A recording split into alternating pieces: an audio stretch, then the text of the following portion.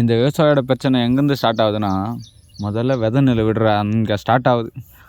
என்னதான் ஒரு ஒரு மூட்டையில் எப்படியும் ஒரு 2,00,000 3,00,000 விதை இருந்தாலும், அதில் சிலது முளைக்காமல் போயிட்டு, அதையும் தாண்டி நடும்போது அதில் பிடுங்கும்போது வேர் எல்லாம் அறுந்து போயிட்டோ, அதுக்கப்புறமேட்டுக்கு நடும்போது அது சரியாமல் வேர் ஊனாமல் அப்படி செத்து, அதுக்கப்புறம் பூச்சி அப்படி இப்படின்னு பண்ணி, அதையும் தாண்டி இந்த மாதிரி எலிகள்லாம் தின்று காஞ்சி போய், அதுலேயும் சத்து சரியாக போகாமல் இந்த மாதிரி சில கருப்பாக இந்த மாதிரி பதிராக ஆனாலும், அதையும் தாண்டி இந்த மாதிரி வந்து கடைசியாக மழை வந்துடும்.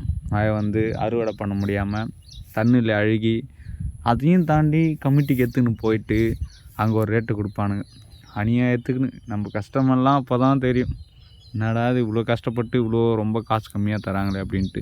வேறு வழி இல்லாமல் இந்த விவசாயத்தை பண்ணிகிட்ருக்காங்க.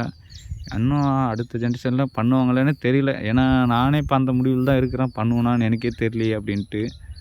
நீங்களாம் என்ன பண்ண போகிறீங்க தெரியல. வருங்காலத்தில் சாப்பாட்டுக்கெல்லாம் என்ன பண்ண போகிறாங்கன்னு தெரியல. இருக்கிற இடத்துல விட்டு தின்னுங்கிறாங்க பாதி பேர். சப்போர்ட் பண்ணுங்கள். விவசாயிக்கு சப்போர்ட் பண்ணால் தான் அரசியல்வாதியோ எவனாக இருந்தாலும் விவசாயிக்கு பண்ணலைன்னா நாளைக்கு நம்ம உயிர் நம்ம கையில் இல்லை.